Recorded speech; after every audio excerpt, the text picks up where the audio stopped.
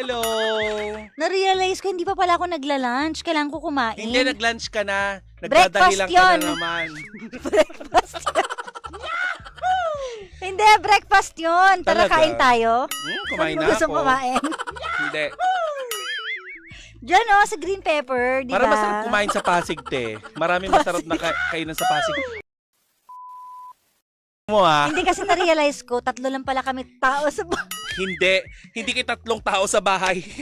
Madami kayong inaampon. Teka, hindi pa ako tapos. Hilig nyo mag-ampon, tapos magtatrabahuhin nyo sa loob ng bahay. Uy, grabe ka. Kaya kanina sabi ko, breakfast pa lang pala to. Ang aga ko kasi nagising 8 a.m. Dahil ginising ako ni Prince. Para lang sabihin na yung rice cooker. Sabi ko, anak ng toko, wag mo ako ginigising dahil sa rice cooker. Ang aga-aga. Ang konsihal. Mga ganun yung mga ano. Tapos ang lakas pa ng nila speaker, di ba? Habang dumadaan, para mabibingi ka talaga. Di ba? Paano po namin kayo iboboto or iboboto kayo ng inyo pong mga constituent kung ngayon pa lang nakakaabala na po kayo? Ikaw ba, agree ka ba? Puyat ako, tapos ang ingay. Di ba? Puyat ka, hindi ka naman call center. Ba't ka puyat? Hindi kasi yung may insomnia nga ako, di ba? Hindi ko na maano yung sarili. Oy, te, ang tawag doon hindi insomnia. Talagang gusto mo magpuyat, kakakay-drama mo yan. Hoy, hindi na ako nagkikidrama ngayon mula after na manood ko ng When Life Gives You Tangerine. So, nag-uusap kayo ng ng madaling araw. Tapos okay. hanggang sa iba nang nagpapakitaan na ng ng pag-ibig. Kaya pala bumili ka pa siya ng bra. Na silicone. Hoy! Papa Jackson, hinihintay niyo po si Gandang Karat. Ay, pinatayin ako ng mikropono. Uy, alam mo yung color natin? Hindi. Excited kang pumunta ng Pasig. Nagkakaroon tayo ng technical issue sa ating mic. Sige! Sige, para magpatawag sila ng corporate meeting. Sige. Si Ara ay meron siyang... Si Ara yung pagpasok, te, sabihin mo ha, para hindi na ako sumama sa Pasig. Uy, gagi, walang gano'n.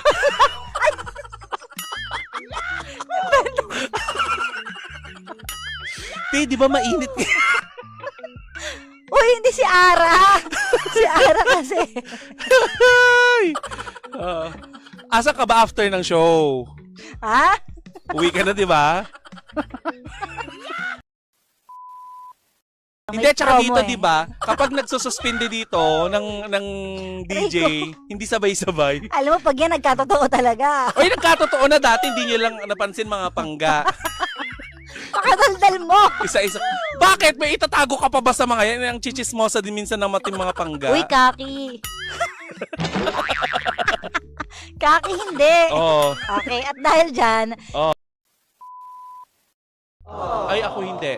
Mas nako-confuse ako kapag sinasabi ni Papa Jackson na sumama kayo sa stickering campaign natin. walang kinalaman yun. Grabe siya. Tapos meron Ay, akong ang layo gustong ng puntahan. topic.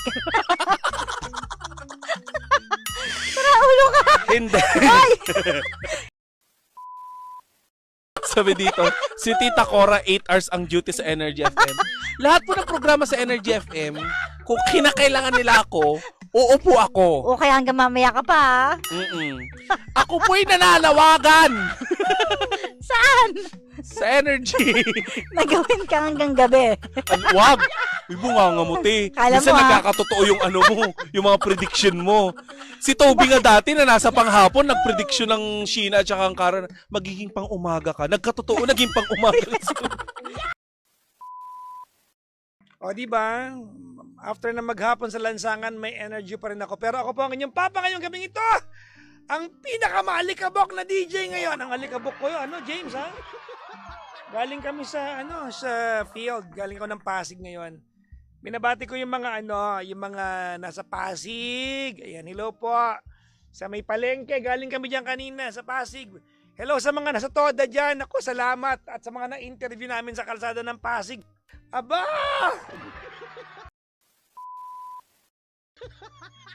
I am really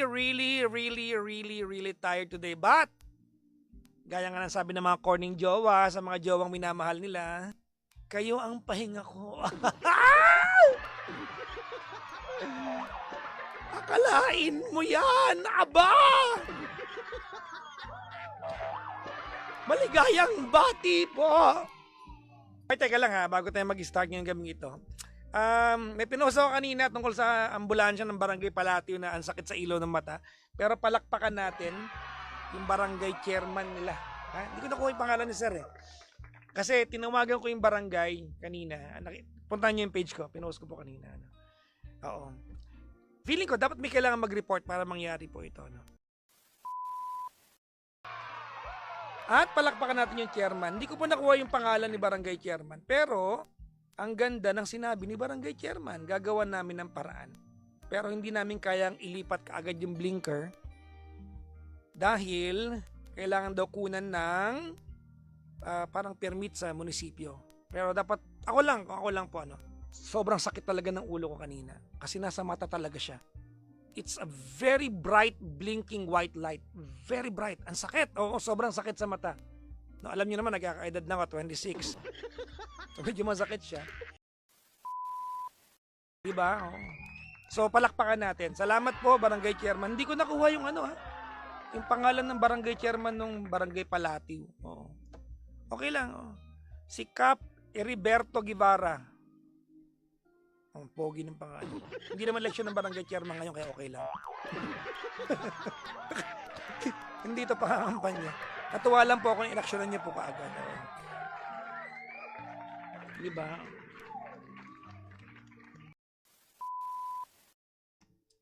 AJ, halimbawa, bida-bida tayong dalawa. Ano mga kapatid mo ako? Pang-anim ako sa inyo, halimbawa. And amongst ourselves, gagawa tayo ng desisyon to fix the family. Pero kahit anong gawin natin, magkakapatid, kung yung tatay mo, hindi niya gagawin, anuman ang mapag-usapan natin magkakapatid, may pupuntahan ba ito?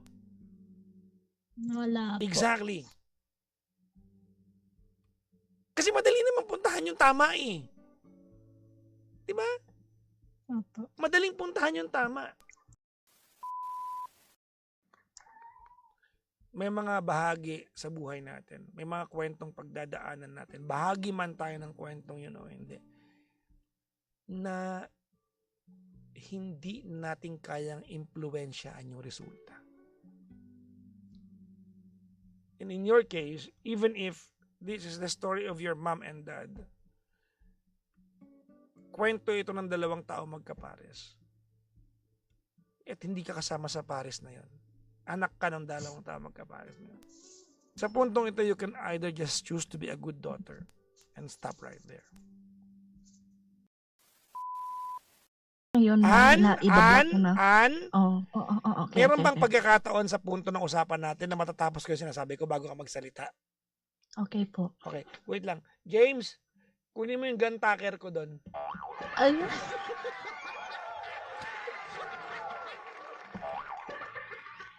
Ingay!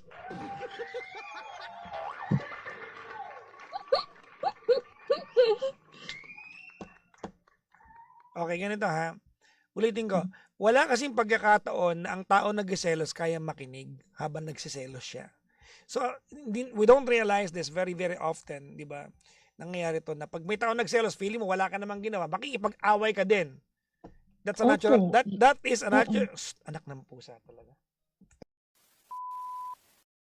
Very often, we do not consider this na pag ang tao nagsiselos, hindi ka pa pwedeng makipag-away sa kanya sa kalagitnaan ng selos niya. Ginagawa yan ng mga taong hindi naman gustong isave yung relasyon. Balak lang maging tama sa away. May mga taong ganyan eh. 'Di ba? Yung gusto lang maging tama sa away.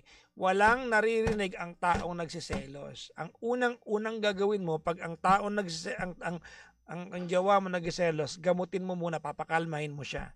Ano man ang katwiran mo, pwede lang niya marinig yan pagkalmado na siya. And make sure that you do both steps. Number 1, pakalmahin mo siya. Pangalawa, paliwanagan mo siya. Pagkalmado na siya. Sabi ni Lovely, makarami ka sana.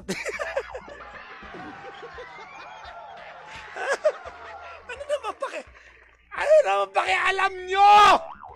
Kung konti lang. Ha? Si Lovely, pakialamera ka eh.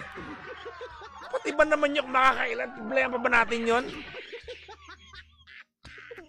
Kaya sabi ko, ilang ang pahinga. James, ibigyan ka daw ng 800, kumuha ka lang ng caller.